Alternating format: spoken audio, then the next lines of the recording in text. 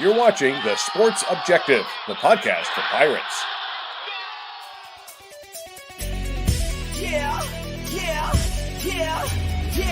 My heart is purple and gold. I'm a pirate down to my soul. And I don't back down, not at all. Find out when the cannons explode. From the sidelines down to the post. Put it down like not even close. All out to the last whistle blow. For the flag, for the soul, and crossbones. Everybody stand up, get your hands up. Let a team know that we got they back. This is our house, this is our town, our time. Everyone, I copy. How about those friggin' Pirates? Welcome into the Sports Objective. It's a great night as we talk Pirate hoops and much more, I'm sure, life. And that, by the way, I want to bring in Bubba Rosenbaum. I just noticed that picture for the first time, that caricature you made. It looks like I'm a bank robber. But anyway, if you don't know what I'm talking about, you have to watch the show live or archive. What's up, Bubba? What's going on, Dave? Hope you had an excellent Christmas. It's hard to believe it's come and gone. Christmas break. We'll be gone before we know it. We'll be back in school, but looking forward tonight, talking some basketball. The Pirates will play for the first time in over a week on Friday night, and who better to have on the show? A guest we've had on multiple times in the past, but East Tennessee State legend, and that is, of course, Mr. Jennings. Mr. Jennings, we appreciate your time again. Hey, thank you guys, man. Always looking forward to these conversations, and happy holidays. Hope you guys had a very Merry Christmas. Yeah, it's back to reality tomorrow as I go back to work for a couple of days, just 2 days this week. I feel like Johnny Carson, but working. But anyway, Mister, it's great to have you back. As I know that first off, you've had some life changes as now you're back from the girls' side in college to the boys in high school. Yes, a full circle moment. I'm back at my old high school at Culpeper County High School, coaching the boys varsity basketball team. Definitely, it's hard to put the words into form to say how appreciative I am for this opportunity. I always said if I ever got a chance to come back and coach at my old high school before my coaching career was done, it would be like another blessing, another dream come true. And, I'm just thanking God for this opportunity. And definitely, it's definitely a change, but being able to be at home and walking back in that gym that, where it all started is just a remarkable feeling. No doubt you're East Tennessee State Hall of Famer. As people see on the screen, people listening, then they may not know that, but we'll be talking about the Pirates and the Bucs. I guess it's a Pirate duel on Friday night at Minges Coliseum and Williams Arena at 7:00 on ESPN Plus. But Mister, I have to ask you, because you're like me, and I know Bubba's the same way. We take pride in our alma mater as far as high school is even concerned. Is it more? I ask people this all the time. People that take jobs back at their alma mater, being college or high school. Do you find yourself now putting more pressure on yourself because you want to win so badly, and you're one of the greats there? Also, to people maybe they put more pressure on you because you're really good, and they say he's the second coming. He's going to take us to big places. Well, I think it's a win-win, so to speak. Because I know when we had success back in the day when I was playing, it was just great to see what that did for this community. And so now that I'm back, and they haven't had that much success here recently, but they've still been successful, so to speak. Coach Thompson, the former coach, did a really good job up until a certain point where now, we have another high school in our area, Eastern View, and they're like, I guess, a friendly rivalry type thing. So now kids get to make a decision whether they want to come to Culpeper or go to Eastern View.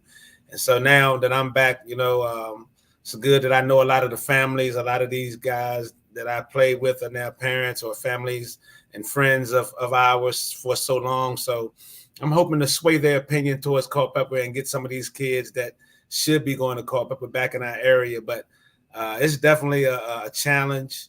I think this generation thinks the game a little bit differently than what we did. And like I said, I feel like I'm built for it, and I'm excited about it.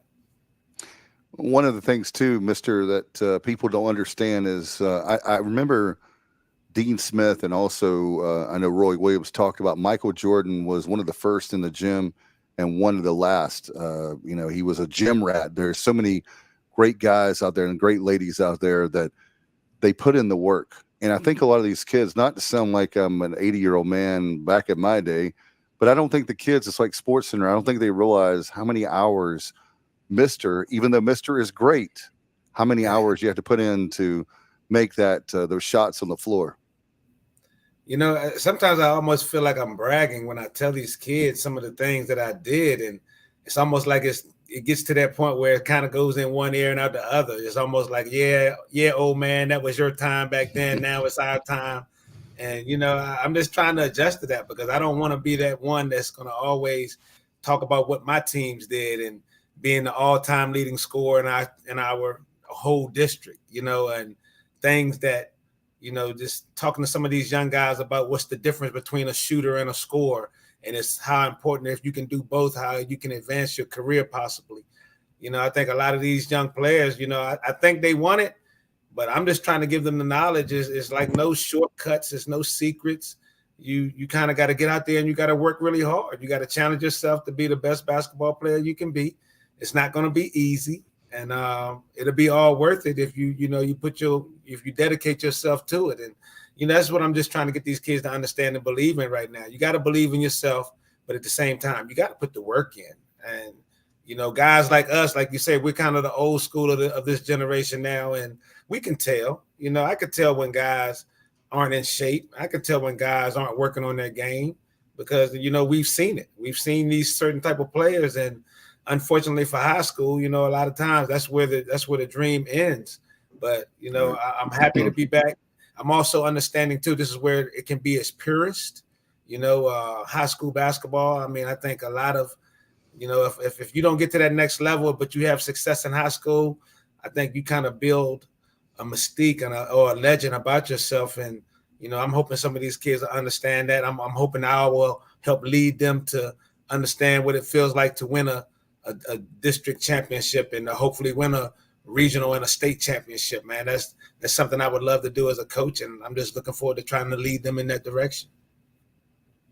No doubt about it. And Bubba, I know you had a question. Well, Shell chiming in from Charlotte tonight saying, hello, boys from the Queen City. Hello, Keith. Was a big fan of yours back in the day. Nice. Thanks for that. Appreciate that. that. Mr. This kind of guy that you hope that he's on your team, and you hope that if he's not on your team, that he doesn't have the ball at the end of the game or end of the half, or we can make a buzzer beater or whatever. I'll tell you, automatic, ice in the veins. But I know you were talking about that with the guys now today. One question I had for you, we talk a lot about the show college-wise with East Carolina, and I'm sure East Tennessee State has the same dilemma right now with NIL, transfer portal, all that kind of stuff. I just want to get your thoughts. We were talking in the green room right before the show, our pre-show meeting, if you will, about NIL, and something that upset me. I was going to tell you, Mister, and I want to save it for the show. To add to what you were talking about is, I was really disappointed with. That's a nice word I'll use because we're a family show with our state General Assembly, because the legislators got involved with blocking NIL. I haven't heard anything recently. That was back in, the summertime, I want to say. And I believe that if a college kid, this is just my personal opinion, I'm going to throw this to you, Mr. and Bubba, and Shell and Justin, everybody that's listening and watching right now live, my feeling is, what's the difference in a college kid if they can make money off their name, image, and likeness? For example, my alma mater is Riverside High. It used to be Williamston High in Williamston, North Carolina, eastern part of the state, north of Greenville. And I don't have a problem if they want to go to a local restaurant, car dealership, and they have one of the local high school kids making money, a 2-hour they're an appearance there, and they sign autographs. To me, what's the difference in a high school kid and a college kid doing the same thing? I don't think it is no difference. I think, I don't see the difference. I really don't. I mean, when it comes down to your likeness and, you got a following that these young people or these businesses want to help brand, I don't see how you can stop anyone from being able to make money to help themselves, help their families. So it's I wish we would have had this when I was at East Tennessee State. You know what I'm saying? It would have been an even more wonderful ride. But sometimes the next generation get to reap the benefits of the hard work that we put in. So I'm all for it. You know, I'm not going to be the type that's going to hate on these young people like, oh, they're lucky. They're not the same player that we were, and they getting all these benefits that we should have got. I mean, that's sometimes you miss the boat on some of these type of activities that comes into the world. But you know, I'm all for it. I think as a parent, I would want my child to be able to be financially successful and handle anything that they want to handle. And if they can do that at an early age, then of course, you know, that's less stress for us. So I'm all for these young people putting in the work, having somebody that believes in them and want to pay them to help move them along in life. I like the direction that it's going in. And maybe with North Carolina, I know the legislators don't watch our show or listen to our show. Well, maybe they do. But that's one of the things that they, you know, it's funny how the people say, and I'll just say this generically, how politicians, and I'm one now, so I've got to be careful. But, but as far as overreaching, to me, that's overreaching. When you block something, you're denying an opportunity for kids. And I have no issues whatsoever. If, you know, you were talking about eighth graders, if a high school kid can make $100,000 a year, hey, God bless him. I mean, right. What is wrong what's the difference with a kid that is making he has this invention and he makes $100,000 on a small business? What's the difference in that and a kid that can play at a high school? And I know Shell, our good friend that lives in Charlotte in the Queen City, some of those big high schools, Myers Park, some of them that have a lot of money are Charlotte Catholic. If they say, hey, if you come to our school, we're going to pay you $100,000 a year to play basketball or football or lacrosse, whatever. I have his great son, Randy, tremendous athlete. And Shell and I are friends. If Randy could make $100,000 a year, I know Shell would love that, but I'm not going to I don't feel as an old man like, oh my God, Randy's making $100,000 a year.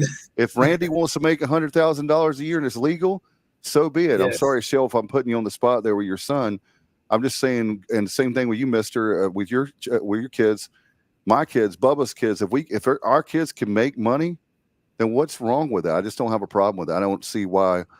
Sometimes I know people want to say about, you know, the amateurism of it, but let's face it, Mister, and you were involved in college, high school basketball at the highest levels. That stuff has been going on before we were born, and it'll be going on after we were passed away for that. So I'll get off my soapbox. Sorry.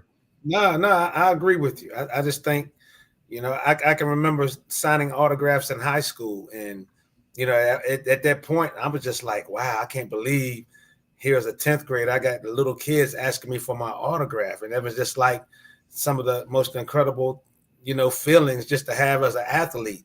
And then next thing you know, you become a pro, and now they're paying you to sign your autograph. So I'm like, you know, like you said, I've seen it from both spectrums. You know, I understand the pureness of just being that athlete, just finding your way.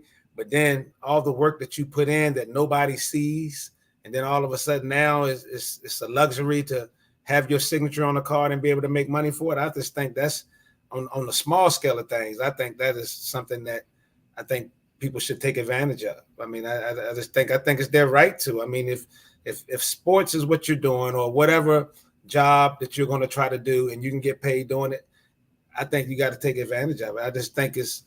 I think it's unfair for certain people to say you got to be of this age, and like you just said, you can create a video game and get paid. And I mean, I even saw what I think it might have been the boxer Devin Haney. He dropped out of school in the 7th grade. Now, what parent would probably let their kid drop out of school? But exactly, this kid is now was one of the undisputed boxing champions at the age of 22. So I mean, are we going to be mad at his life decision when he dedicated himself and became like the best? I mean, I just don't know where we're going with this. It's just, if you can provide for your family at a young age, I mean, I don't think that's a problem. I don't think you have to be in your 40s, 50s, or 60s and providing when, you know, you got the ability to do it in other means. I know Bubba would agree if his son Riley could support the family. He and Stacy could retire his wife, and they could just sit home and just chill, right, Bubba? No, I mean, I'm sure any parent would love that opportunity for their child and their family, but at the same time, if you're being realistic, I mean, you definitely have to do everything you can to prepare them, as a coach and as a parent, for the realities that are going to exist with that money, as far as friends wanting to borrow that money, and then probably some, probably more likely to pay it back than others, and all those sorts of things, paying taxes, something we've heard a lot of talk about. Hey, that's something that I know most of these schools are doing a good job of educating their guys and getting them squared away in that regard, so Uncle Sam doesn't come calling and get themselves into trouble at a young age. But before we talk some more about current college basketball topics and results through non-conference play, let's hone in on Friday night's game and the Pirates and the Bucs playing for the first time in nearly 30 years. The last time East Carolina and East Tennessee State played in basketball was 94-95. And the Pirates and Bucs met 2 times that year, with the second being in the first game in the new Williams Arena-Minges Coliseum. So hard to believe that it's been that long. But taking a look at this team, and the Bucs, like East Carolina, 7-5. Their best win, in my opinion, was that win early on against Davidson. A really nice out-of-conference win there in Johnson City. They've won 4 out of their last 5, and that lone loss came at Utah State the last time out, 80-65, and Utah State's 12-1. So tell us what you can about this ball club, Mr. Jennings. I mean, just a little backstory. I think if I recall, I remember when Coach Lebo had worked with us. I believe he went to East Carolina. Jeff Lebo, was he? Yeah, he did. Lebo, after he was let go at Auburn, Terry Holland brought Coach Lebo to East Carolina, and he had some really good seasons, and then things went a little south at the end, but Coach Lebo, right. We know that's how it goes with us coaches. We can't stay on the mountaintop forever. It always seems like it takes a little feel, but I think just keeping up with East Tennessee this year. I see how successful they've been at home. Now just going on the road, where I think all coaches try to make sure players know, the road is different. And I see where you guys are a little tougher at home also. So, I think being a luxury of your own home is always going to be an advantage to an extent. But, I think it should probably be a good athletic game, man. It looks like both of these teams are trying to find their way still, as we get close to this conference tournament and the NCAA tournament. And, I just think both teams are heading in a good direction right now. So it's going to be an interesting game to see, I believe. No doubt. And Bubba, with I wanted to mention this and let you ask a question. Interject really fast. Isn't it? We still have the holiday pricing for tickets, only $8, Bubba. This is the last game for that, right? This, like the Delaware State game, back on the 20th, I guess it was, last time out.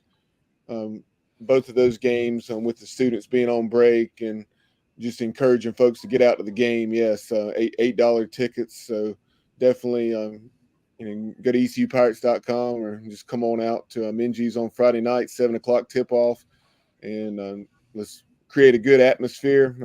Definitely need to do what you can without the pep band there and without the students there to do so. And against Delaware State, right around 4,000, not just shy of 4,000 in attendance, and not a bad atmosphere given the date of that game.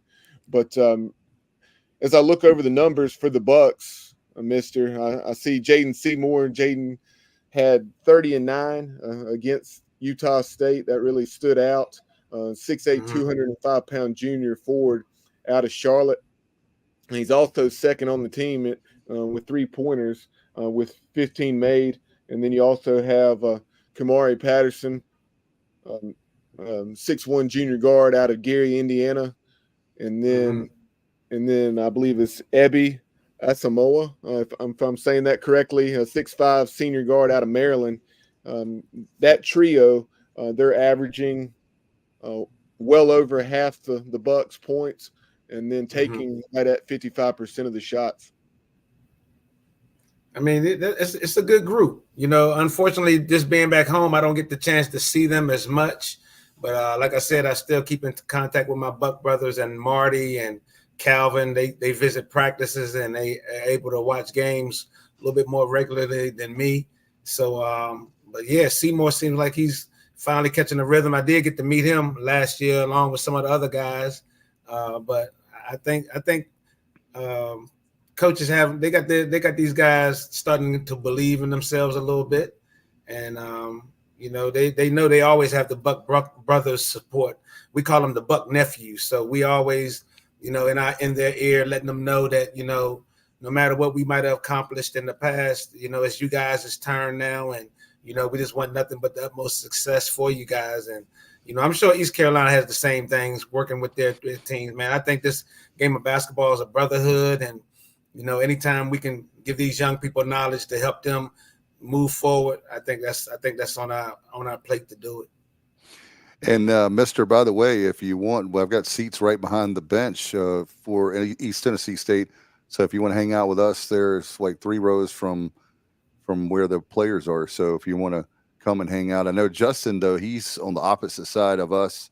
He has courtside seats, so whichever you would like, I'm sure. I'm gonna have to try to take you up on one of them. I don't know. We've been on break too, so we just started practicing a little bit now. Okay. So I'm happy to have these young kids back up in the gym.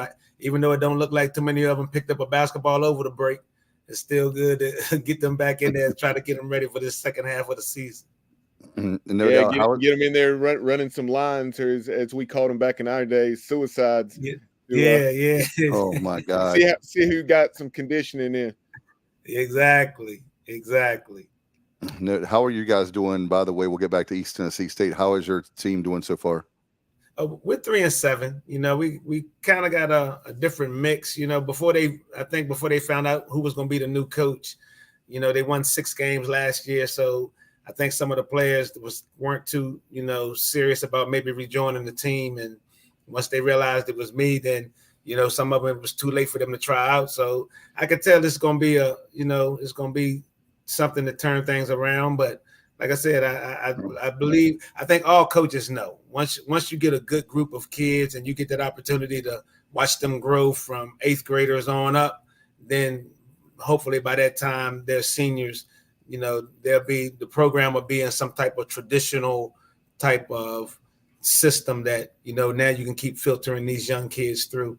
But like I said, that's not going to be easy. And, you know, I believe we're going to definitely be better. I think them getting used to me, because, you know, these young kids, they seem like they're so much quieter than we were. You know, like when we walk in the gym, and I can just remember when I was in high school or in college, you know, it was always some type of, you know, voices going on trying to get everybody ready for the game. But these days it's like so quiet. It's like, what is game day not the same game day? Because I remember game day, I'm waking up, I'm excited to test my skills against this opponent. And right now, sometimes, you know, at the end of a game, you can't tell who's the winner or who's the loser. No, it's really like it's not like a lot of emotions being showed. And I'm just trying to get these kids to believe in something. And hopefully, you know, we'll pick it up this second semester. Now, before we get back to some college basketball, we had another question from Shell, saying big fan, as he mentioned earlier. But you know, who was the best player you ever played against in we'll say college first, and then also in the NBA, and what made them so great?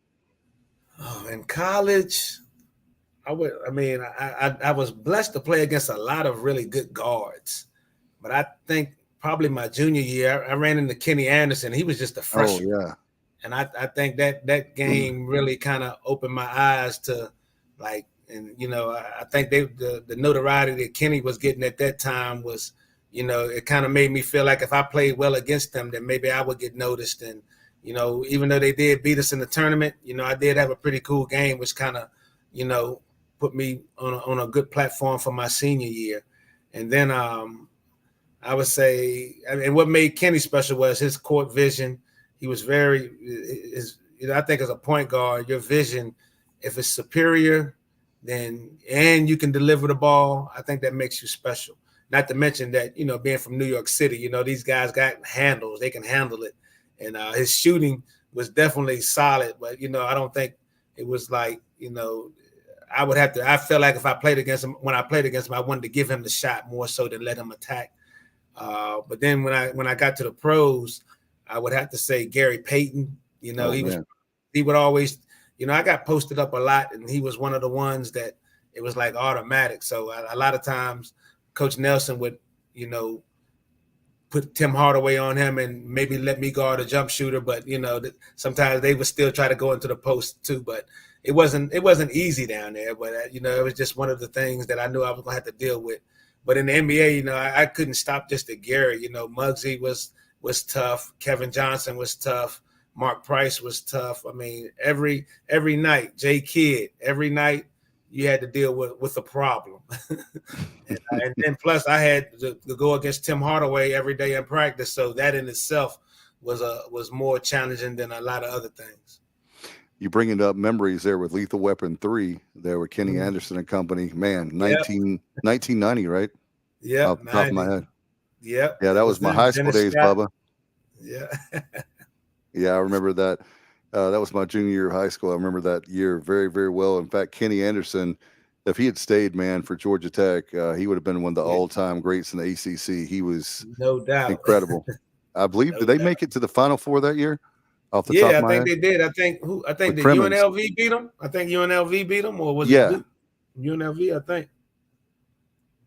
Yeah, that's right. That's Yeah. right. Yeah, mister, I've tried to educate my son who's in 6th grade now. We've gone to probably 10 plus Hornets games over the last 2 or 3 years. And, when he sees Larry Johnson, some of those faces in the arena or on social media, on YouTube, I'm telling him about Tark the Shark and those great UNLV teams. And yeah, that was a lot of fun to watch those guys. But, you kind of bringing it back to the present, and kind of connecting the past and present. You take a look at obviously all those successful teams that you had at ETSU that you were a member of, Chattanooga, and that was a cool show where we had you and Mac McCarthy on the same time. Yep. And then obviously James Madison having so much success under Lefty Driesell back in those days.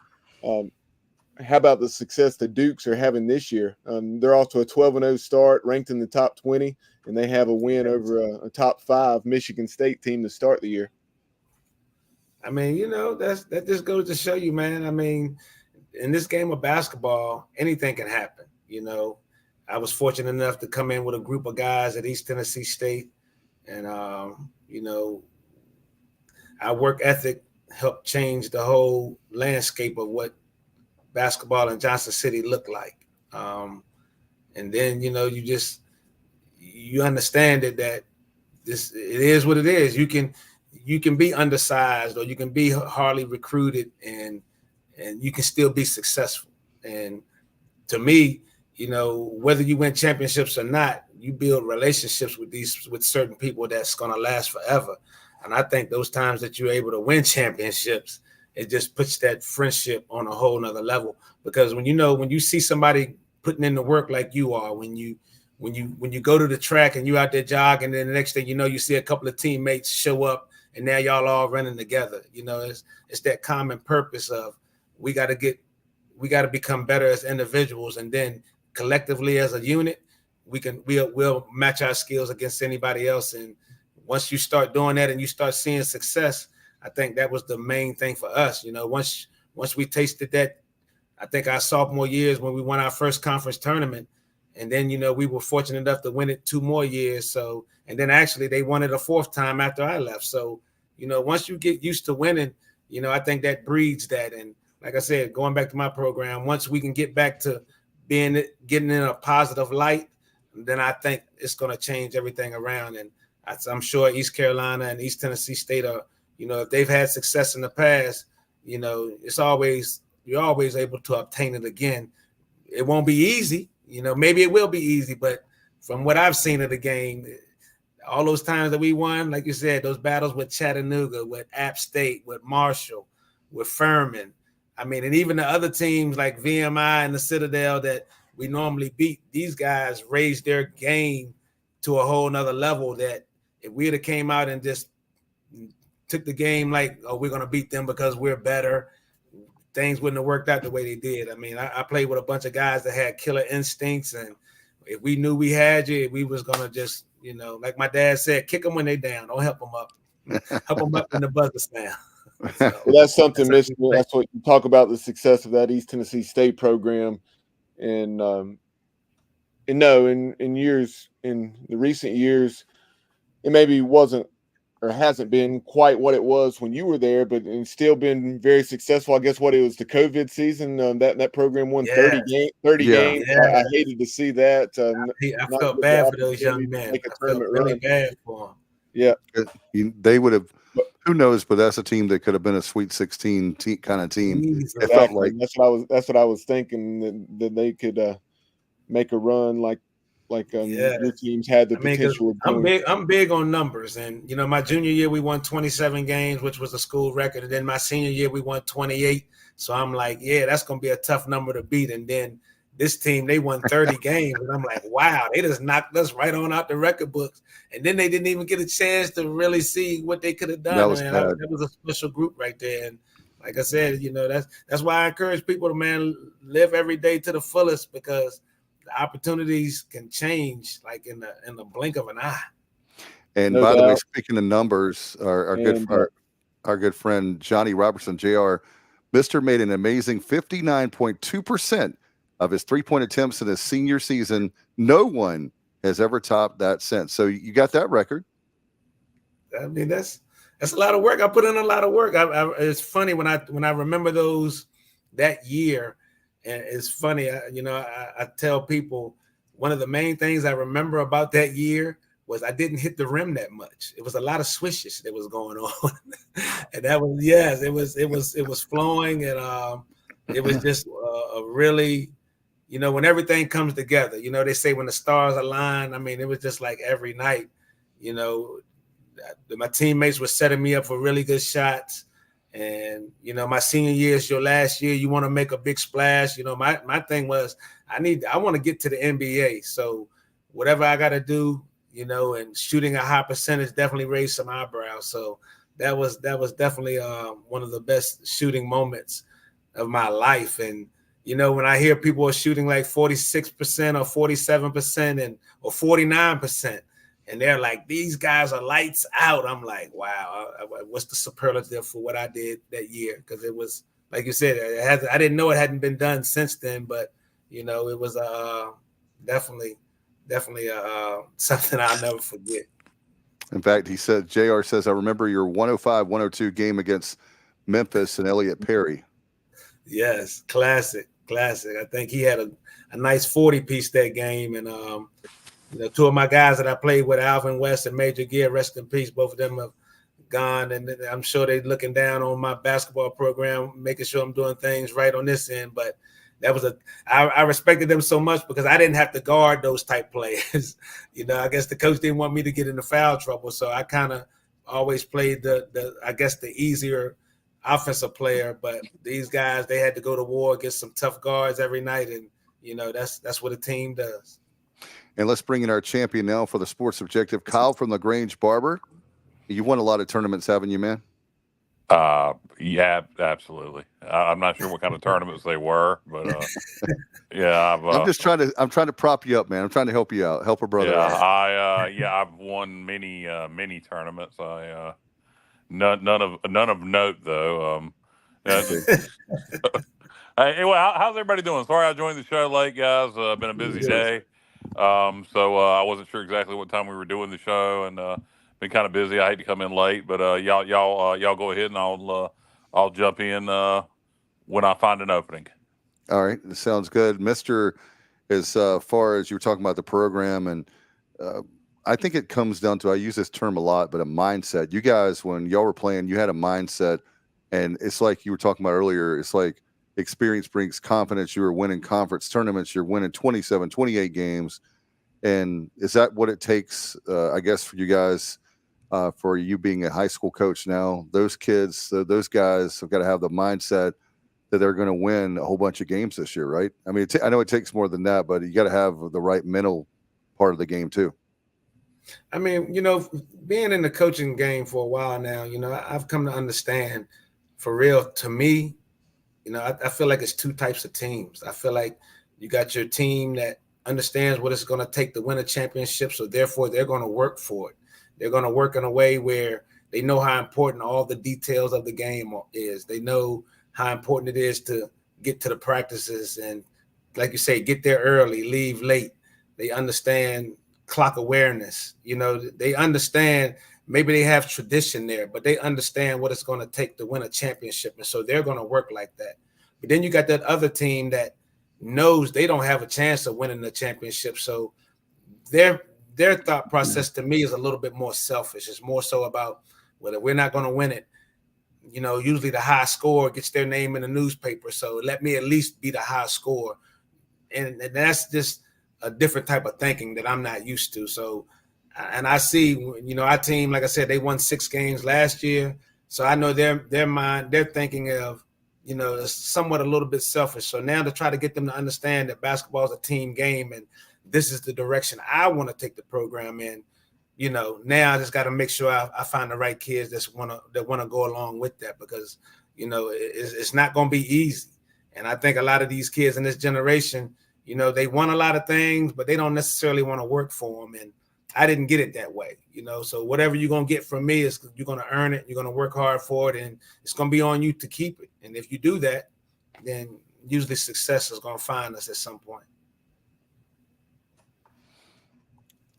No doubt. And when it comes to a team like you guys have had a lot of success at East Tennessee State. As far as East Carolina, I mean, we only have 2 tournament appearances, and it's only a few winning seasons in the last 50 years. It's not that many. It's easier to tell you how many winning seasons we have versus losing seasons. So it's really hard. It's kind of like being, not to pick on our buddy Kyle, but they've been better in recent years. But if you're a Chicago Cubs fan, there was a long drought.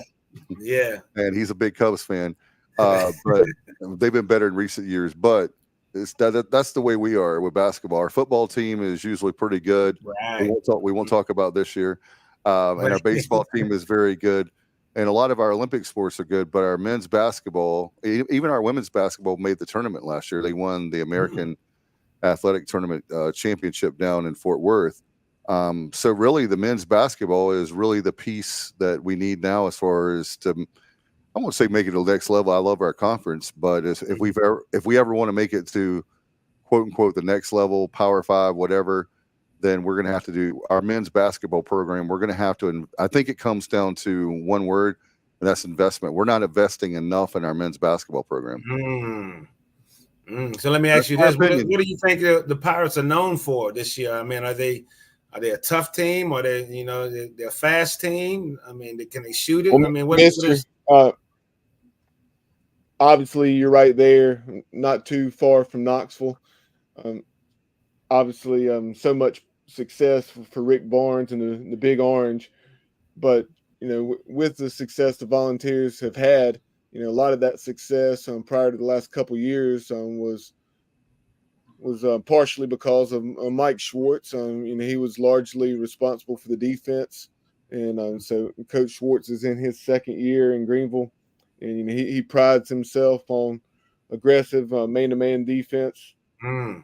And so if you had to pick something that's it's our quote calling card, so to speak, that would be it. Taking a look, prior to that last game against Delaware State, and we had played back-to-back games against South Carolina and Florida, both games that we had chances to win. South Carolina and Greenville, Florida, down in a neutral site game in Lakeland, Florida, and we held the Gators to 70 points, which was a season low. So, and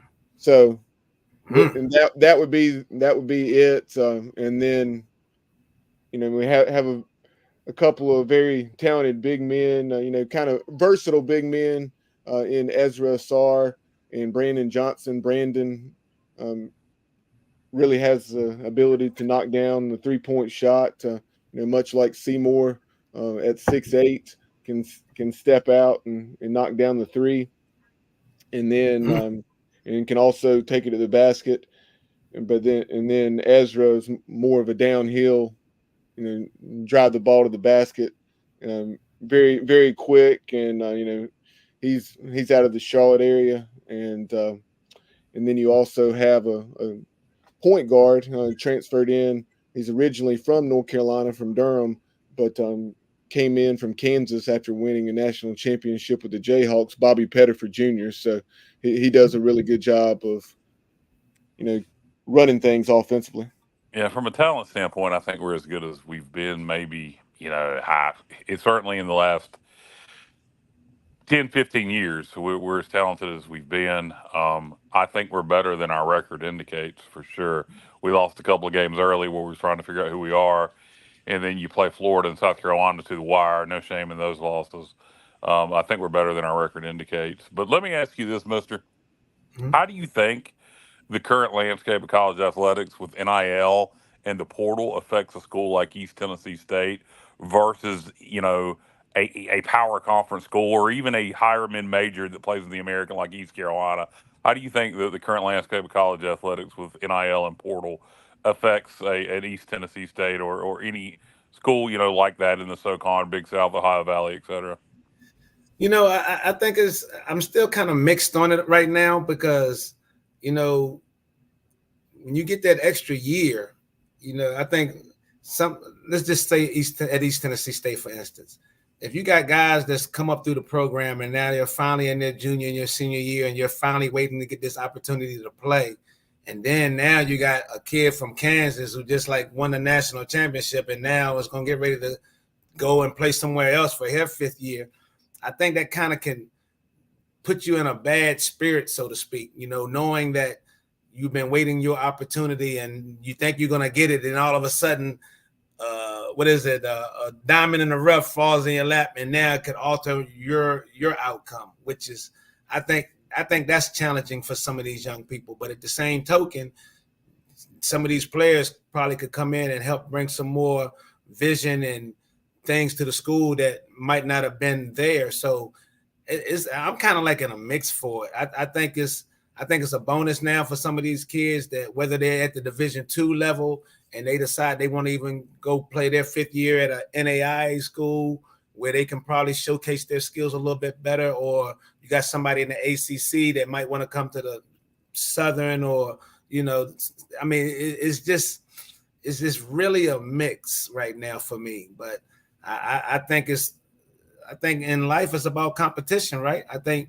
if you're going to be a competitor, if this is the sport you're going to play, like I said, you got to put more time and more effort into your craft. And, it's a totem pole effect in the game of basketball. You got certain players that are at the top of the totem pole, and then you got certain players that's near the bottom. Unfortunately, they don't really get treated the same, but us as coaches know that this is still one team and we got to try to make everybody feel important. So I just think it's a win-win. I mean, I think you get a chance to go somewhere else and maybe perform and be seen a little bit more, or you work your way up and you compete with these people that's coming in. I just think it's a challenge, Kyle. And, I think they say the strong will survive. Yeah, what you're saying, that seems to be kind of largely the philosophy of Mike Schwartz. He's made no bones about it that he wants to do his best to build with high school talent, but then as he needs to, bring in guys like a Bobby Pettiford Jr. from Kansas, Jaden Walker from Iowa State, that is in his 2nd year with the program, that was part of a Sweet 16 run with the Cyclones. Mm-hmm. So definitely supplement. And then when he came over from Tennessee, he brought Quentin DeBunge with him from there, even though he had not really played very much at all for the Vols. And so we had a comment here from Johnny Gardner. He said this is what makes college sports and especially college basketball tremendous, and we're in crazy times for sure. The admin ETSU needs to listen to the passion of one of your representatives, an elite one at that. And if he has interest, welcome him home with a position in the future. I mean, East Tennessee State has always been special to me, and that's another place that I prayed about. If God grant me the ability to coach there one day, it would just be another full circle moment. I mean, I don't know who's been able to coach at their high school and at their college. I don't know, but if it has been done, I'm sure they were probably thrilled with that opportunity. So, if that door opens one day, then I mean, I'm 55 now, so I don't know how much, I don't know how long the coaching window will continue to stay open for me, but I just know, that place is dear to me, just like Culpeper is. And like I said, I'm going to do my best here to try to make sure this community is proud of the product that we're going to put out there on the court. And down the road, hopefully, your program there at Culpeper County, has plenty of success, and you're there several years, but, something else that Johnny may have been referencing in addition to coaching, perhaps is just some sort of fundraising or ambassador type of role, just because you obviously care about your alma mater. Oh yeah, I think, like I said, I really enjoy coaching, but at the same time, I understand I enjoy watching good basketball. So. And I know that's the thing about being a former player. I can impart my experiences, my wisdom on these young people. And, some people will understand it and it'll stick with them and it's going to help them be better human beings, better basketball players. But then, some people, it might be a little bit too much for them. So, however it goes, like I said, I just continue to try to make a difference, whether it's directly or indirectly. As far as one of the things we talk about in this program, it doesn't matter the sport, is mental toughness. You had that. How do you relate that from, watching you play back in the day? And I'm sure I need to show my son, Alex, basketball is his favorite sport, but he's a 3-sport athlete. But how do you have that mental toughness to not rattle? Because there's times when you see teams and it looks like, like life, everything's going well, they do great, but when adversity hits, then they get rattled. That's the only word I can think of. Right. I mean, for me, being a smaller basketball player, I came up in a sport knowing that it's a tall man sport. So to me, I already had the cards stacked against me. I've always had to deal with people saying you're too small, you'll never be able to do this, you'll never be able to do that. And, that right there made me mentally tough because I couldn't listen to him. You know what I'm saying? My dream was to get to that top level. And, if hearing people tell me I can't do it, that's not helping me. And so I already had to learn how to block out things. So now when you start going into these hostile high school arenas and then you get to the college level and you hear these people trying to get you out of your game, at an early age, I was able to, laser focus myself on the task that was at hand. And so that's, I think, and then, you get older and you go to college and you start playing with some other people that are tough. I always said, playing with Marty Story and Calvin Talford and, Chad Keller, these were tough guys. And when you see them doing tough guy stuff, it kind of gives you ability to feel like, well, shoot, I can be tough too for my size. And so, those guys help add to your mental toughness. And then, like I said, it's all about a belief in yourself. That's one of the things I always treasured about the game of basketball when I was able to fully understand it. I know it's a team game, but that one-on-one matchup for that quick offensive possession or that quick defensive possession, if you can win that competition right there within the game was something I always wanted to challenge the next person for.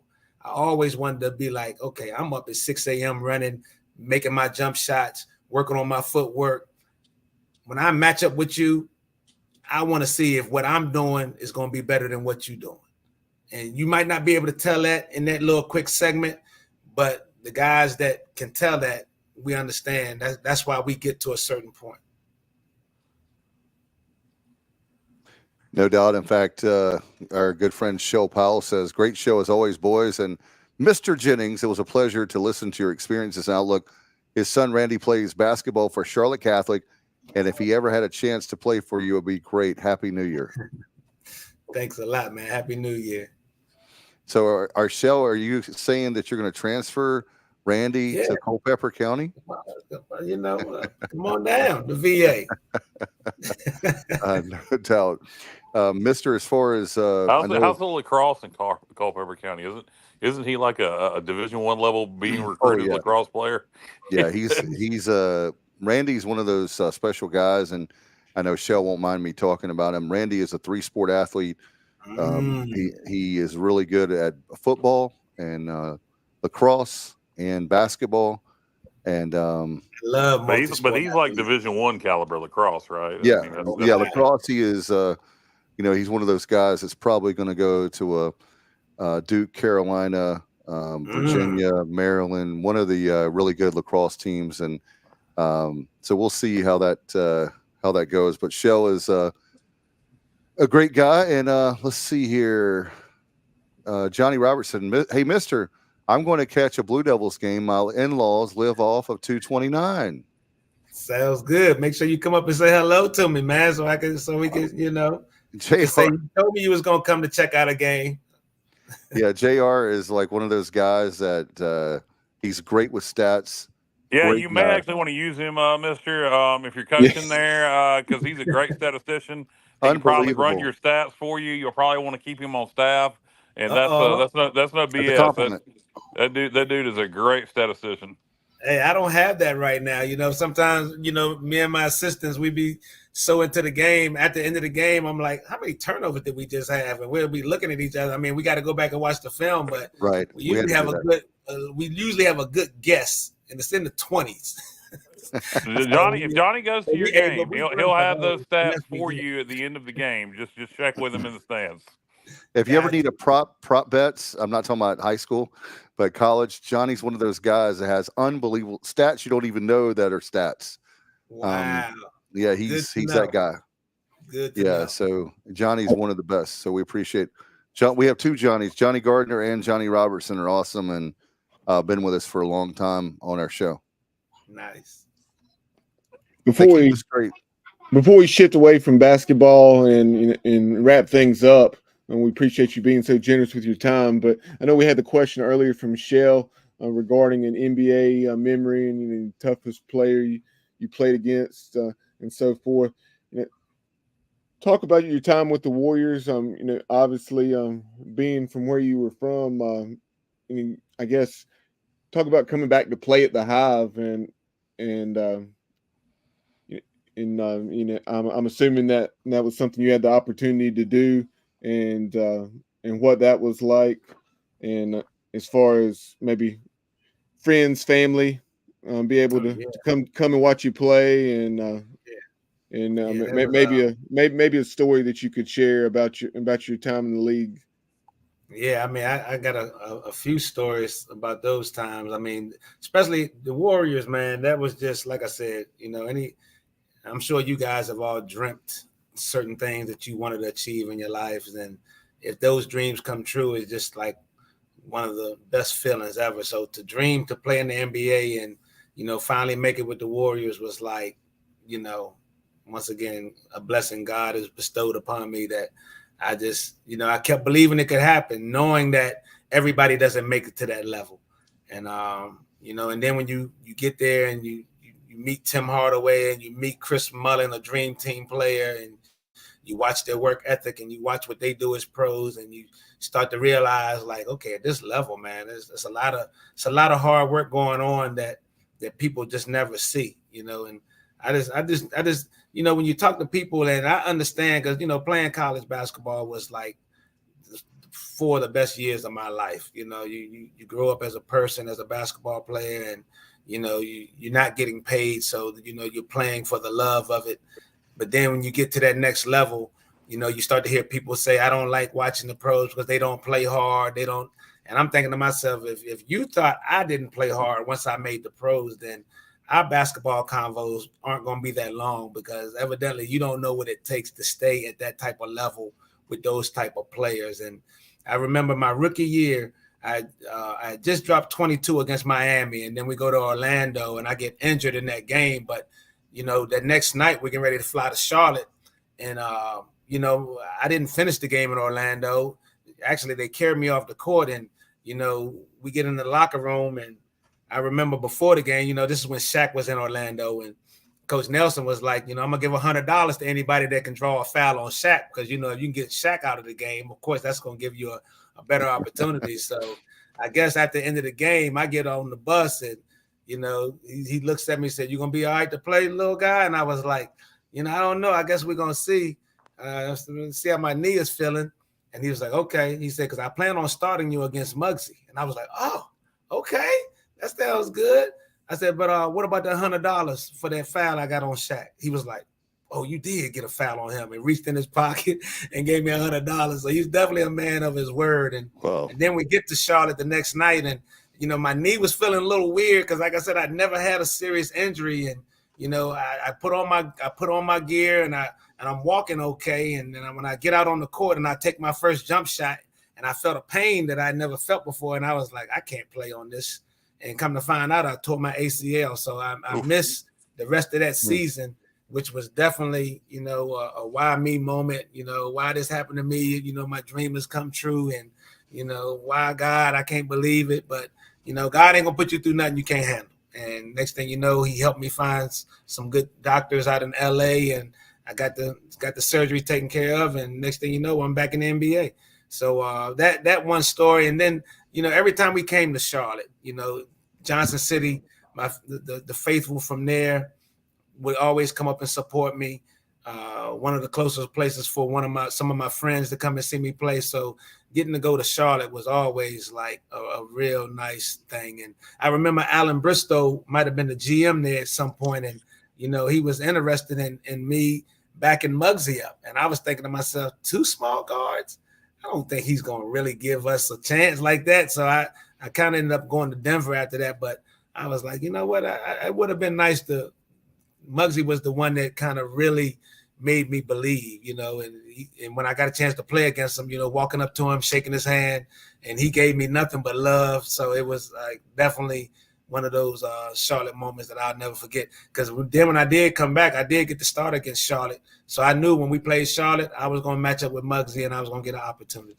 Yeah, I had the opportunity to go to his camp back when I was, I guess, middle school age, about the age my son is now. And then last year when my son's a 5th grader, Muggsy was sitting courtside and had the chance to go up to Muggsy and ask him to autograph his hat. So that was pretty cool. My son becoming educated on Muggsy Bugs. Right. Classic guy. So, Mister, did you tore your ACL? Was that in the game where you fouled Shaq? Yeah. Well, no, Shaq fouled me, but I was playing against Chris Corciani at the time. He was, we had our battles when he was at NC State. So it was kind of like we both in the pros now. And I just made a certain little move. And the next thing you know, I heard something pop. But like I said, I had no injuries that were anything similar. So I didn't know what it was. All I know was when they told me it was, that's what it was. And actually, I got with the Denver Nuggets like a couple of years, I think 96, 97, and I tore my other ACL against Muggsy in the preseason. Man. So I sat out that whole season, but then after that, I went over and finished my career overseas, where I had some good success over in France and in Spain and Russia, Germany, things like that. So yeah, basketball showed me the world. Let me ask you a question real fast, just about Shaq in general, because I'm a Shaq fan. Back when you were playing in the 90s, Shaq was playing for the Magic. Did you ever envision him becoming like one of the most beloved people in all of sports? Like everybody loves Shaq. Like people say he's the nicest guy in the world. I don't know if it's an act. I've never met him, but you can't find anybody that says they hate Shaq. Did you envision that? Yes, super nice guy, man. I mean, I remember when we were at, I think I was at East Tennessee my junior year. They played. I think that's when they had Chris Jackson, and I I remember seeing him for the first time, and I was like, him and Stanley Roberts. I was like, oh my goodness, these are two of the biggest human beings I've ever seen in my life. But Shaq seemed like he had a little bit more bounce than Stanley. So, you know, when we finally did play Orlando, you know, I was the type that, you know, I'm not afraid to speak. I'm not afraid to say hello to you. And we was near half court, and I just said, I don't know if he knew me, but I was like, "What's up, big fella? How you doing?" He was like, Mr.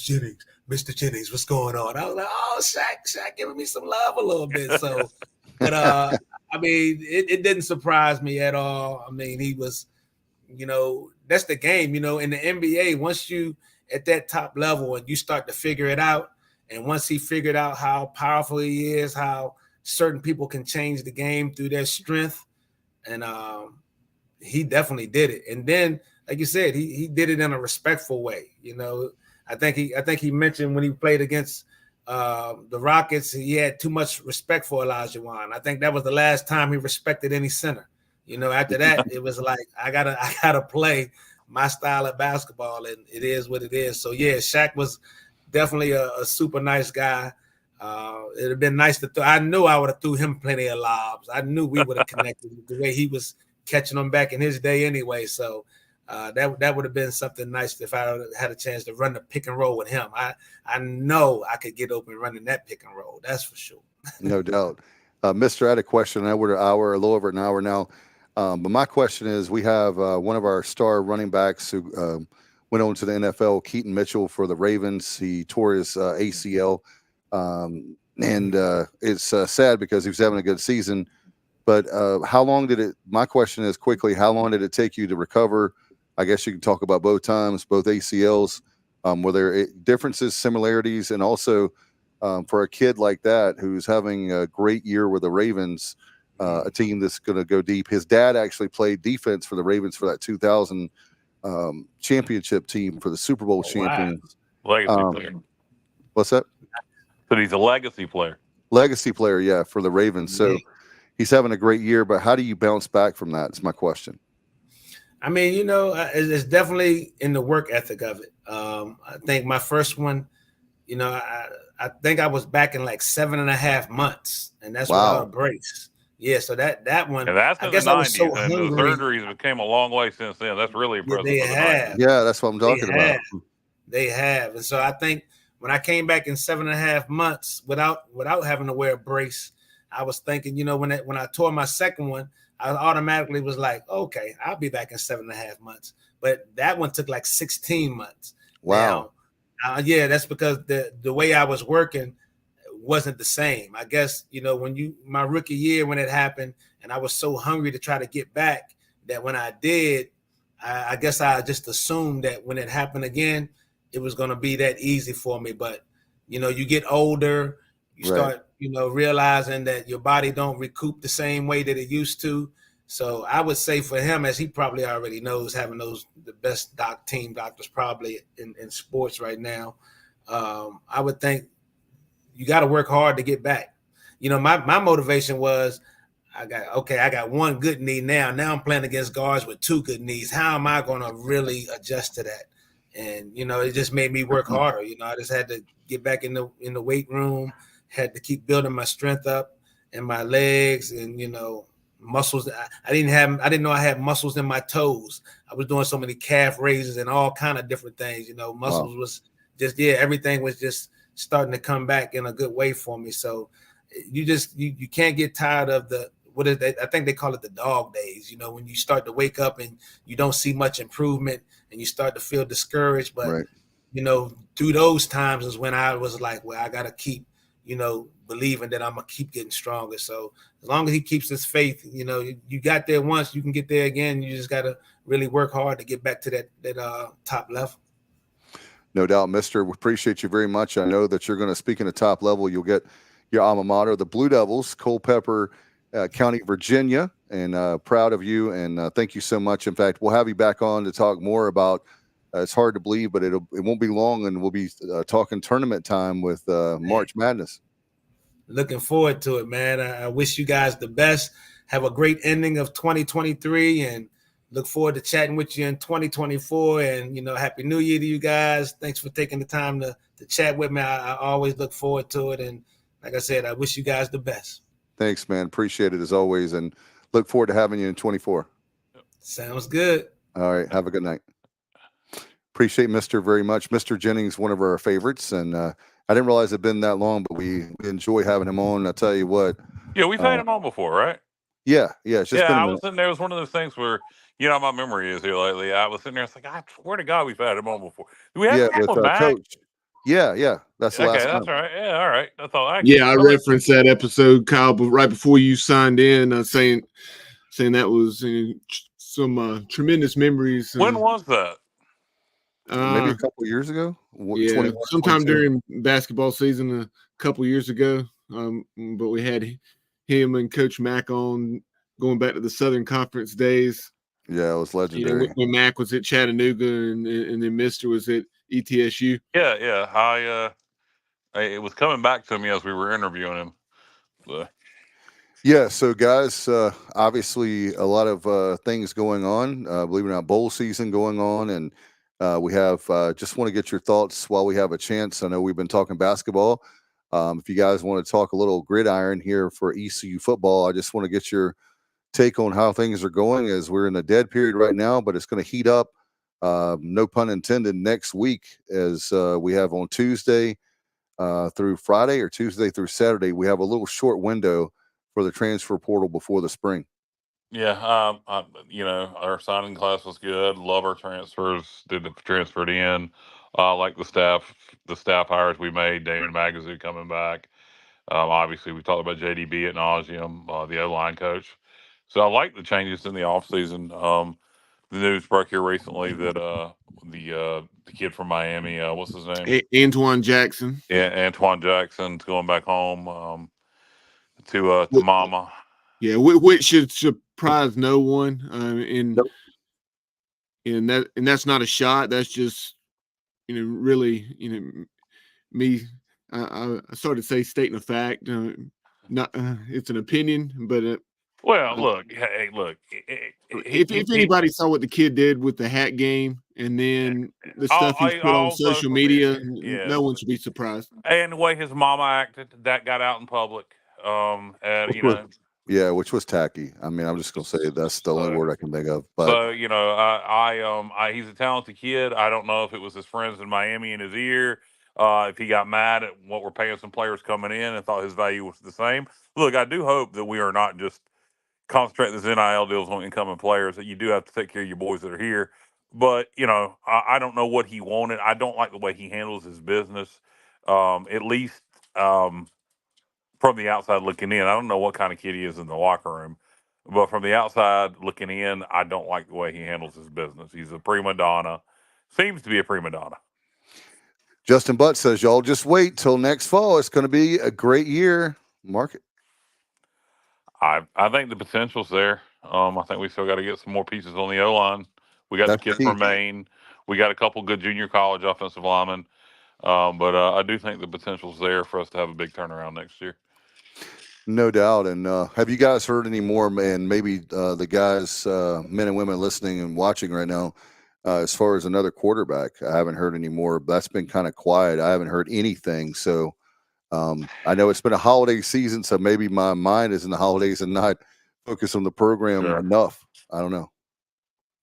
I don't. Who knows? I would think we would go after another quarterback. You would think. I know you got Cole Hodge coming in, and Cole was very impressive with his interview with Bubba, but he's still a high school kid, no experience. You have we heard if Flynn's coming back? No, I haven't heard anything. Or we haven't heard. I haven't heard anything. That's what I was saying. It's like that situation with Flynn. Are we getting another? You would, like you said, I agree with you 1,000%. We've got to get another kid, but I mean, because for two reasons. I had heard that Alex may even want to go through spring ball and then make a decision. I mean, we cannot allow ourselves to get in that situation. Well, you have him going through spring ball, and then what if he says I'm going and getting a lot of the reps, and then Well, no, I've decided I'm going to Well, hang it's it the up. decision. Well, wait a minute now. It's the decision to go through spring ball because he wants to see if he can win the starting job, or because he wants to see if he's going to be the backup. If we bring in another quarterback and he's competing for the backup role, we got to prepare as if he's leaving. We got to prepare as if he's leaving, and Flynn ain't going to win the starting job over. You're right. So, but we can't. I just don't want us to get in the situation that we were last year. where, heaven forbid, let's say Flynn moves on, and then you have Caton Hauser. Heaven forbid, something happens game one or early on in the season, and then you're faced with the 1993 situation where, and this is nothing at all against Raheem Jeter or Cole Hodge, because I'm very excited about the potential that both of those guys have. Unproven. But it's back you're to that, have either a redshirt freshman or a true freshman. And not only a true freshman, but a true freshman that unfortunately, to no fault of his own, doesn't have the benefit of being able to go through spring ball because of the school he attends. He has no option but to come in the summer session.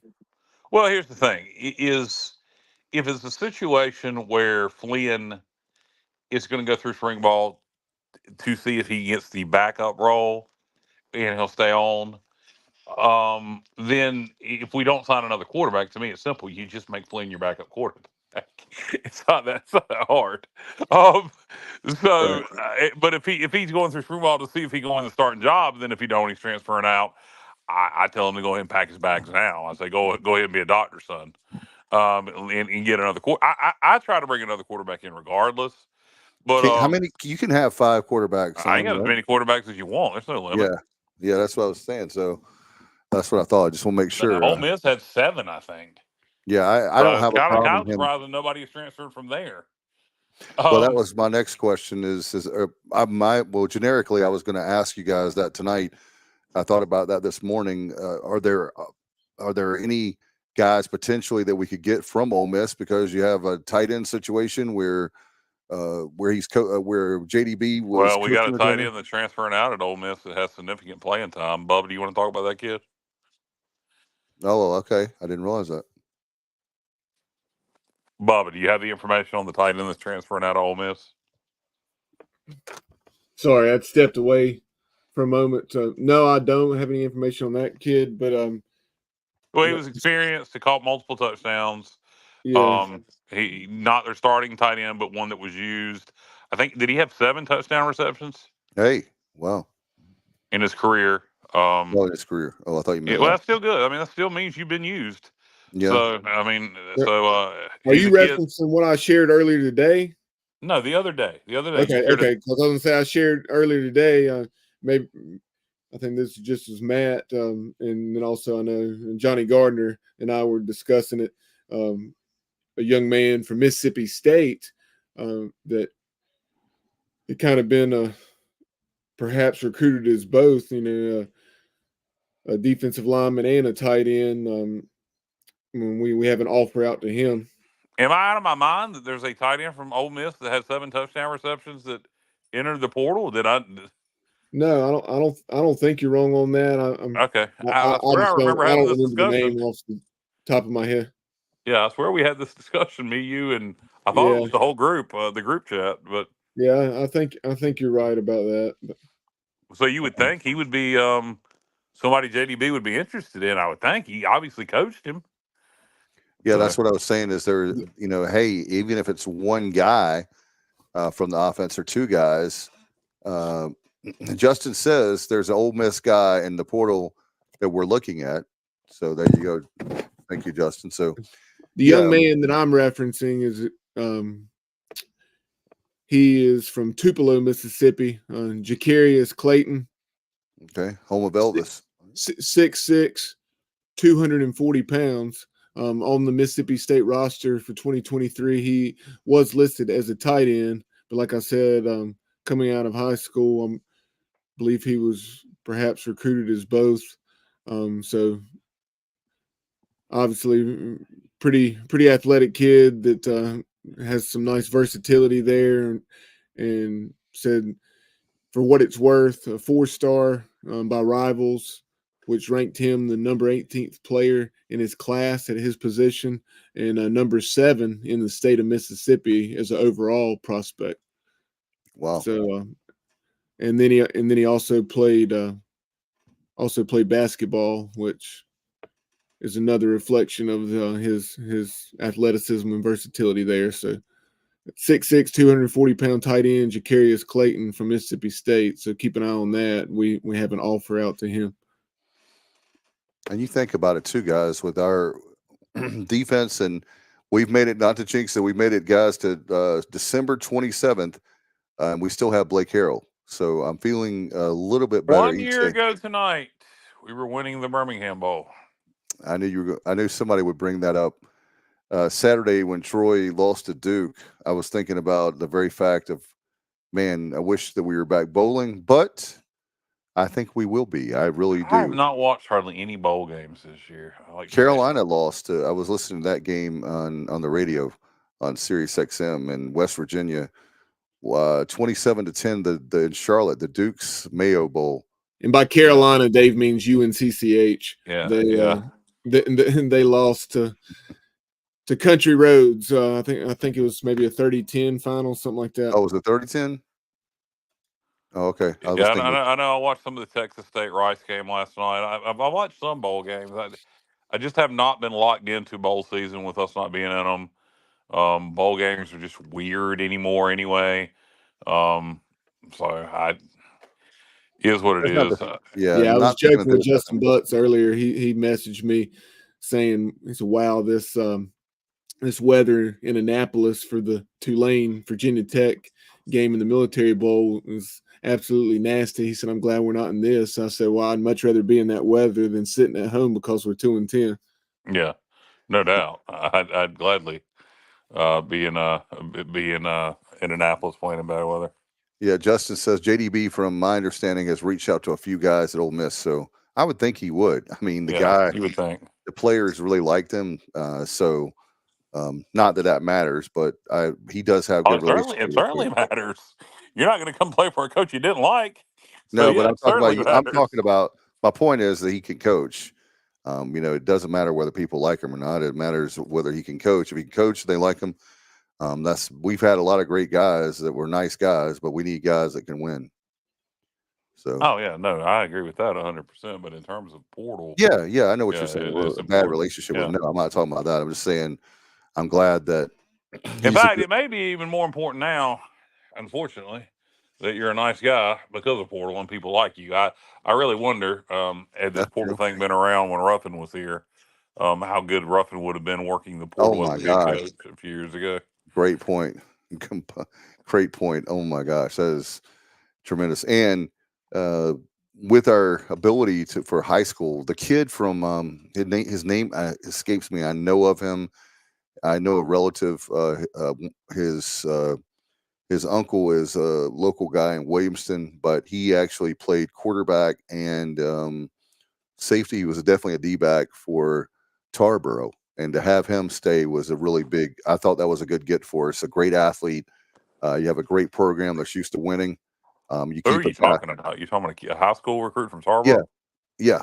He was a good get. I'm talking about, what I'm saying is, I was happy that we're not only the transfer portal. What I'm saying is, I'm also happy that we're getting not only good high school players, but a guy like that in the 252. He could have gone to the ACC for sure, but glad that he stayed home.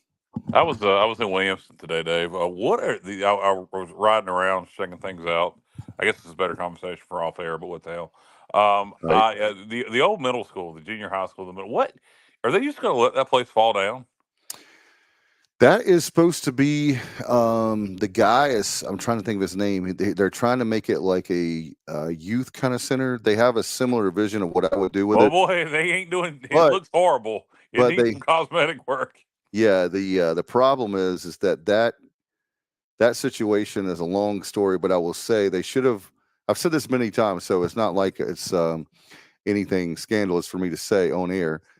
They should have many years ago. They should have torn down the middle school and built a new school right on that same property, and then you wouldn't have the eyesore in a really nice part of town. Boy, it is a nice part of town. It looks exactly like it did when I went there, except older. I mean, Yeah, I literally pointed at the fence.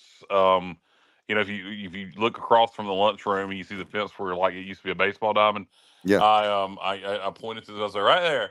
So that's where me and my friends used to hang out at, right there at that fence. I was telling Jessica, my wife, it looks exactly the yeah, same except old and decrepit. yeah. I mean, you're talking about I think it was off the top of my head. Don't quote me, but I believe it was built in the 30s. I'll have to look that up. It is old. Yeah, it's Yeah. really good. So EJ Hayes also very old, but it's historic. So yeah, for people that don't know EJ, the reason why EJ Hayes is very important to Martin County and to our school system is that was the high school before integration for the African Americans to go to. And if you're wondering why did I bring that up, well, Herman Boone, if you know the Yep. movie Remember the Titans, he was the coach there. won And 3 he national championships. Yeah, Or and national state state championships. championships. And in fact, Ricky Lanier, that played for him, actually scored. I think they beat Snow Hill High School. It's a state record, guys. Y'all have Now to. known as Green Central. Yeah, 84-0. It was something ridiculous. I don't think I forgot how many touchdowns, but that record I would imagine would never be broken. But how many touchdowns that Ricky had in that game? But anyway, just very legendary, as you know. Remember the Titans is one of my favorite movies, but Herman. Didn't we reach out to Coach Boone and try to get him on the show? And he He's didn't have any passed interest. away, I think. Well, this was when he was still alive, or am I just Yeah. making this up in my head? Yeah, okay, I thought we did. Yeah, I didn't Early think on we in the tried to show. get him on the show when he was dead. That was No, I'm just saying. No, we should try that. We should see if we can do No, that. I'm saying that some people. What if you didn't know? No, wait a minute. Let's get a median. Let's get a psychic median up here, Okay, and let's see if we can get Coach Boone through the median. That'll be fantastic. Long Island, the Long Island media. We can get median. We can have a median, and we can have our shit. We can have our listeners, bring up any sports celebrity they want the median to kind of contact, and like maybe you have a question for Babe Ruth, for example. So I think it's a great idea. We're going to do it. We're going to do it. Bubba, work on that. Get a median for the show. I do have a question, baseball related to you guys. What do you think about the offseason in Major League Baseball? It's been outrageous. The amount of money. Have you seen that, Kyle? You're a National League guy. I have no idea. I have no idea what you're talking about. Honestly, I like the Cubs. Do you know I'm who a Cubs Ohtani fan, but I don't follow offseason Major League Bubba, Baseball. do you know what I'm talking about with the Dodgers? I heard. I heard two guys talking about it. Where was I at? I was somewhere. I don't remember where I was. Might have been Cracker Barrel. And I heard two guys talking about Ohtani's contract. I know he's like the highest paid player in Major League Baseball history. Yeah, check this out, Kyle. $700 million, and he's moved the money. Imagine this guy. This guy is so awesome. He actually put his money to the back of the contract, is guaranteed, but that enabled the Dodgers. They don't have enough, so they're going. Oh, they're getting Yamamoto. He's a pitcher from Japan who won the equivalent of what I don't know what it is. Bubba or JR, somebody help me. Whatever the equivalent of the Cy Young is in Japan, he won that. It is called the Cy Young. Okay. He won. Yeah, he won. He was offered by the Dodgers, get this, Kyle, $325 million, and he's never pitched a pitch in Major League Baseball. So those two players alone are over $1 billion they've spent. I think I'm turning Japanese. I really think so. Great song. Yeah, that's incredible. I don't know what to say about that. That's a ridiculous amount of money. I don't know. I don't know. I mean, unless you win the World Series, how do you get return on investment? I mean, unless they're going to move, they better put up big numbers. They better win some World Series, and they better move a shit ton of merch. Hey, you know what they said earlier today on Sports Talk? They said they were really angry that they got swept by the Diamondbacks. So they're like, all right, we're going all in, baby. And they got Ohtani is like the equivalent of a modern day Babe Ruth. I mean, he's that good. And, Are you so you're saying the money's on the back end of his contract? I mean, could this be a Bobby Bonilla situation in the making? Yes and no. I see where you're going with that, but I think Ohtani is worth the chance, the risk, because he's that good, and it allowed the Dodgers to, basically, they can win multiple. That's what Cy Seymour said. What's that? I'm just kidding. He said he's that good. Oh, we love Cy. Happy New Year, Cy. Yeah, that's what they call the Cy Young Award in Cy Japan. Seymour. They call it the Cy Seymour Award. Yeah. Hey, I'll take it. He's a great guy, and I'll take the trophy. But they literally go, "It's the Cy Seymour Award. He is that good." All right. As far as the Dodgers, though, they don't want to be offend any of our Japanese listeners. Yeah, there goes that. But the Dodgers are going to be those team. You can look at it either way. It's a team, America's team, where everybody starts following the Dodgers, or they could be one of those hated teams if you root against them. Could be Japan's team. Yeah, and Bubba's a Braves fan. So, Bubba, are you excited about it? How much money the Dodgers are spending in the offseason? And how about the compare that to the Red Sox? I think, Bubba, the Red Sox has only spent like $1 million. It's something ridiculous, like compared to the Dodgers. Sounding like the Oakland A's. Yeah, it's really the Las Vegas A's. Yeah, sorry, the Las Vegas. Yeah, well, Oakland's lost everything now. So every sports team they've lost, and that's a whole nother show. By the way, even though the A's and the Athletics, that name has been around for forever, wouldn't just a simple name change to the Las Vegas Ace or the Las Vegas Aces, it would be so fitting and sound so cool. But I guess with the A's, the Athletics is such a storied franchise. I love that name, the Athletics, more than the A's. Anyway, just say the Athletics. I like the A's. I just A's and the Aces, being in Las Vegas, the A's. Anyway. Yeah, I mean, if you can be the Guardians, I'm sure you can be anything. Well, a letter A has not become offensive yet, but if it does, then they can change it. Brad Williams says, "Go Tampa Bay Rays." He's the only person who have ever said that. Hey, they've got that franchise. That franchise. Look, nobody is enjoying my comedy except me tonight, but I am cracking myself up. No, Tampa Bay is one of those. I mean, they're winning and they can't get fans. I don't understand that. Tampa. Mark, my buddy Mark. You know my buddy Mark. You met him once. His brother Jay is the Tampa Bay. I don't know if somebody. No, actually, he lived in Tampa briefly and he went to a lot of games. Okay, but he is probably the only Tampa Bay Rays fan in Eastern North Carolina. But he's a Rays fan. And Brad Williams. Brad, are you from? Brad's from Eastern North Carolina. We're gonna have to hook Brad up with Jay. Brad, find Jay Connor, and you guys can keep up with Rays games together. Yeah, y'all can have watch parties, I guess, viewing parties somewhere. But that team does. I don't understand why that place, as you know, Kyle, will get them wrestling. We always have to make a wrestling reference. How many great wrestlers live in Tampa? It's a beautiful place. Oh, man. Tampa St. Pete is gorgeous. A mecca for old wrestlers. And some current guys, but mecca for older wrestlers, yeah. Yeah, and it's a beautiful place. I've been there 3 times, and Clearwater is great. Hogan, Clearwater, Hogan, Jimmy Hart. I mean, the list goes on and on. Yeah, but anyway, I don't understand Tampa Bay. Well, I'll say this: Tampa Bay needs a new stadium desperately. Oh my God, Tropicana. I didn't mean to have this much pro baseball talk, but. Tampa Bay Tropicana Field is a dump, and they've got to do something better with that. But you would think they would have.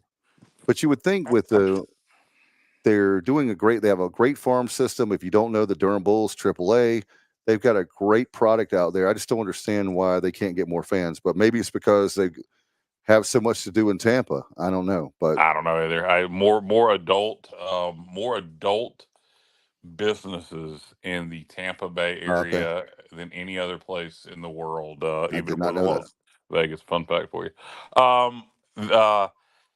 Quick roundtable here question. I want to get in. Bubba, if you got your ears on, I hope. So, did anybody get any East Carolina related gifts? This is for our listeners also. Please post in the comments. I did. And if you got any East Carolina related gifts, what are they? I'll start. I got an ensign belt with the Jolly Roger belt buckle and the purple belt. And let's see, I also got a Adidas crew neck, the interlocking EC hoodie.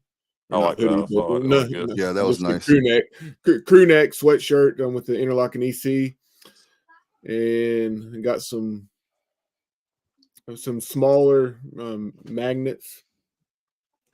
In East Carolina with the Jolly Roger, and I'm sure something else, but those are the three things that came to mind. I got a strutting, the throwback strutting PD, the Peach Ball era PD hoodie. I got a strutting PD T-shirt. I got a cool gray ECU hat. I'll show it to you guys. It's different looking. I thought it was gonna be too small for my head, but I was able to stretch it out. Bubba, you know the struggle. I got a couple other ECU shirts and one that I took a picture of because I liked it because it was cool looking and said Pirate Nation. The skull and crossbones were all you saw it, Bubba, and how cool it was. And Bubba pointed out, Yeah. "Hey, that says 1902, not 1907." I was like, "Damn it, Bubba! Yeah, Why'd you ruin my Al shirt sent it. for me?" That's a cool shirt. But does that say established 1902? And he said it does. Thanks for Wow. ruining it for me, Thanks for Bubba. ruining it for me. Yeah. It was it was a cool shirt. I'm gonna take blame for that. I'm gonna say it was because we created confusion in the marketplace with ESD 1932 and then 1907, and they combined them. So it's our fault.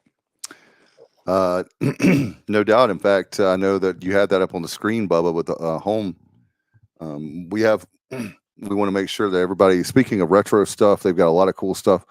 And we want to push that hard because they've got homefieldapparel.com, premium apparel, premium college apparel promo code TSO, and you get 15% off. And they've got a lot of cool stuff, retro stuff, right, guys, up there? They do. Yeah, but they don't have my size, so they can kiss my ass.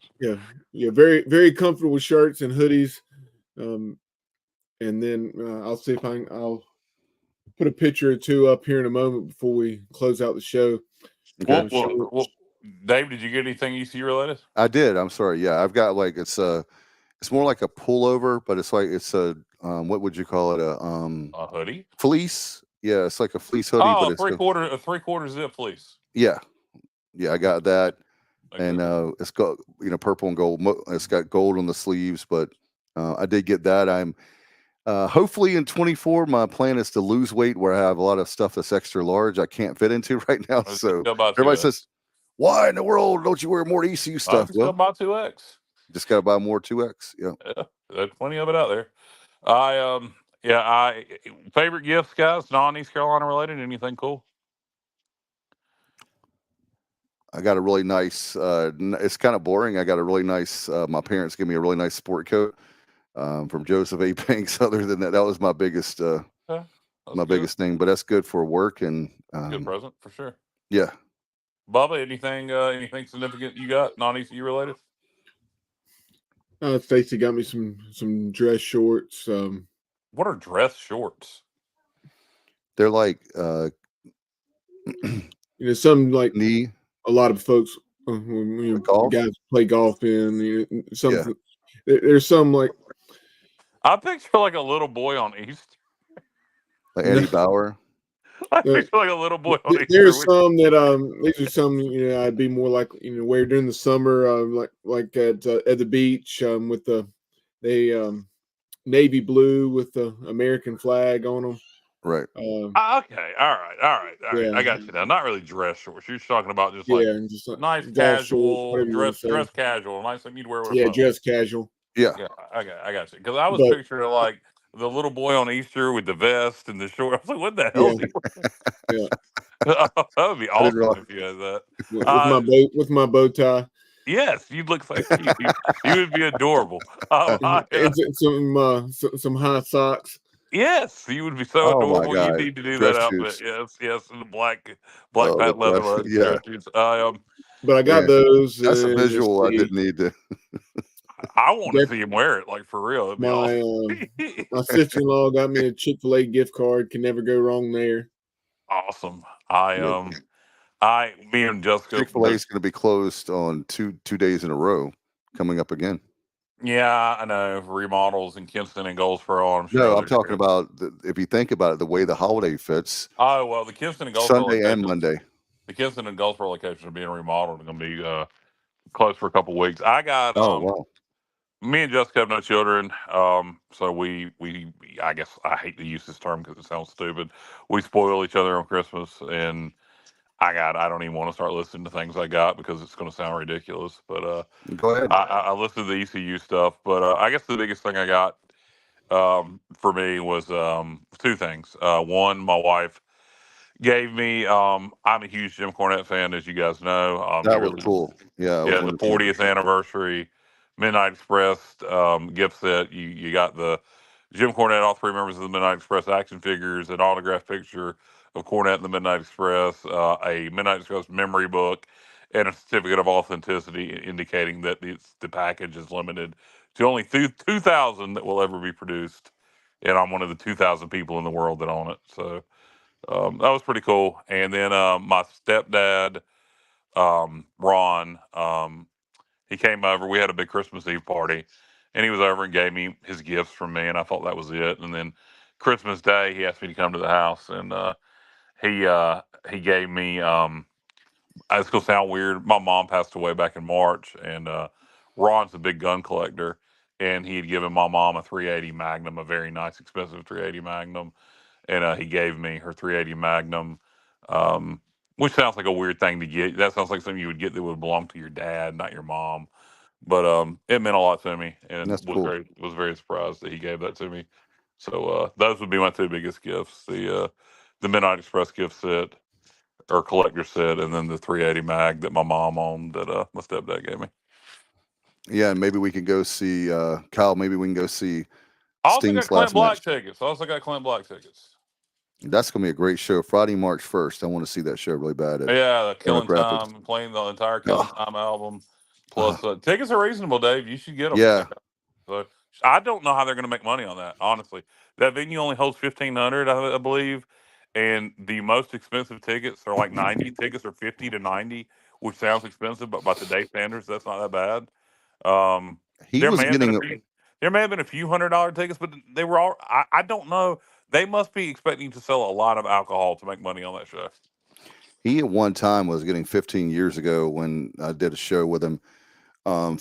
He was getting 50,000 a show. Yeah, Off the top of my head. I would expect it would be that much now, if not more. I mean, Yeah, 90s country. 90s country's hotter now than it was 15 years ago. Yeah, but anyway, that's inside baseball for sure when it comes to concerts. But there's going to be a lot of great shows in 2024. We could do get Stevie up here. We could do a concert objective because it's going to be a great year if you love concerts. And Kyle and I will be spending a lot of money, I have a feeling, on shows next year. And Brad Williams said he got the EC military hoodie. Brad, that is extra cool. Nice, right? Yeah, we've got the best listeners and viewers for sure. And can't wait for Friday night. A great game, guys. And by the way, Kyle, I want to invite you and Jessica to basketball because Bubba came and he said, man, Kyle will love Bubba. Do you remember this when you were with me with your parents? He said he's going to love the new seats on the lower bowl. He's going to Kyle will be coming to more basketball games. So let's see if you guys are welcome anytime during the conference coming up in January. I'm sure we will take you up on it at some point this season. I don't know if it'll be Friday, but some point during the conference season, I'm sure me and Jessica will take you up on coming to a game with you. By the way, speaking of big games, hey Bubba, a big game Saturday for the Lady Pirates, my dad's birthday. So hopefully we can shock the world. I believe are they still the number one team in the nation? The South Carolina ladies, I believe they were. I don't know. Help me out. I haven't checked in the last couple of weeks, but they were the number one team in the country coming into literally Williams Arena. That's a noon game. And I was told there's single tickets available. But anyway, we'll see how about that? He hasn't told Bubba, but he's got 2 courtside seats for Bubba on Friday for that game. So for the Friday game, East Tennessee State. But the ladies have got seats for Bubba. Justin Butts. Okay. Congratulations, Bubba. Hey, he says if you come, Kyle, he'll get you courtside. I doubt I'll be there Friday, Justin, but I'll let you know, brother. I appreciate the offer. And I still want to get you on the truck next year for the equipment. I think that would be cool. You need to take a. I'm gonna just go. Justin just lives down the road. I'm gonna go over to his house. Me and Justin I'm gonna come over with Kyle from LaGrange. Just coming over, Justin. Yeah, get that. Break get out on the that good road. China. Yeah, you can report it. We can do a show. You can report on the road, talk about how much fun you're having with the guys, getting the equipment to whatever game. Is that possible, Justin? Is it like insurance? I mean, I have to discuss it with my job. Oh, I know, but we would have it. We've got plenty of time to arrange it. I'm just saying. Yeah. I think it would be. Can I think talk it'd on be the extra CB? cool. Can I talk on the CB, Justin? Can I pretend like I'm Smokey and the Bandit? Can we do like some? Can we do like some Jerry Reed type shit while we're driving the truck? Yeah. BJ and the Bear. What about a BJ and a bear? Have you not seen that show? I don't watch BJs with bears now. I don't know. You're into what you're into, but I don't. BJ and the Bear. Oh, it's a TV show. I heard Greg what Evigan. you said. I heard what you said, but I still, it's questionable. All right, you don't remember late 70s, early 80s television? BJ and the Bear, huh? Greg Evigan, yeah. All Oh, right. look at this! Look at this! Look what Justice says. I'll make it happen. See what I'm talking about, Kyle? There you You're go. gonna thank me. You're gonna thank me, Kyle. It's gonna be a great experience for you. I'm looking forward to it. We're gonna go trucking. As big as you are into pirate football, and you are one of the thought you were biggest going as on big as equipment. I am. I don't know where you were going with that. No, I'm talking about how much you love the equipment. Eastbound and down, loaded up and trucking. We all do what they say can't be done. You can sing trucker songs. We got a long ways to go. Short time to get there. That'll be awesome. That's gonna be fun. I can't wait, Justin. We gotta. Can we listen to Red Sauvon? Oh yeah. We gotta listen to Red Sauvon while we're if we're gonna be trucking. Gotta listen to a little Teddy Bear and 6 days on the road. Well, that's not Red Sauvon. But, no, it's not. If anybody that's listening knows who Red Sauvon is laughing their ass off right now. If you don't know who Red Sauvon is, look him up. Justin, if you're into trucking and I know it's your dad's business, family business. If you don't know who Red Sauvon is, you definitely should. I'm sure he does. And you made that reference to the Grateful Dead trucking. Yeah, that's not really. You know the song "Trucking"? No. By the Grateful Dead? No, do not. Not by name. How does it go? Sing it, Dave. I sing on the show all the time, Dave. Let's see you. Oh God, I can't. I'm not a singer. Neither am I. Yeah, more courage. I need some liquid courage. And he says, "Oh hell yes, he knows who Red Sauvon is." Yeah, you got Teddy Bear and Teddy Bear 2 and the one about his dog, and I don't know. He got all kinds of damn corny ass trucker songs. What about Convoy? Convoy is another one. Yeah, Convoy was actually done by a radio DJ. It wasn't even a music artist. Sammy. Oh my gosh, help me out with that. I don't know his name. Number one hit by a radio DJ. It was quite remarkable. Yeah, Bubba, I know knows that song. C.W. McCall. I had to look it up. C.W. Anderson. That's right. Now you're doing wrestling. Bubba, do you have anything? I guess we lost Bubba. Breaker 19. Do we have the great Bubba? No, just watching the UFC. Really? Watching the UFC game. What? Right. You're watching the UFC game? UFC. Watching UFC in Louisville. Oh, I thought you were saying you were watching UFC as an MMA. I was about to say, well, when are you into that? Oh man, getting the octagon with Kyle from the LaGrange Barber, baby. I thought Bubba might have gotten into MMA. I mean, I never heard him talk about it, but it's legitimate. It's a legitimate sport. I can see. We saw a college sport, the MMA. We can have it at East Carolina. Be a huge hit. I tell you, who's big into it. How about USC? They're up 42-28 on Louisville, and you have obviously Caleb Williams not playing in the game. Miller Moss, 23 out of 33, 372 yards and 6 touchdowns. Wow. Yeah, Lincoln Riley can coach quarterbacks. No doubt about that. Well, do you guys have anything before? Captain Bill. Lincoln Riley sucks. You were talking about MMA. One of our dear friends, Pirate Al, is a huge MMA guy. So that's a guy that if we ever get MMA at East Carolina, the first season ticket we need to sell to Pirate Al. I don't think NCAA has planning on improving mixed martial arts competition anytime soon, but maybe you can push for it. I'm all for it. Yeah. If it especially that's something we probably could sell out with season tickets for people that probably are not even Pirate fans, but they would buy it because they love MMA. I don't know. All right.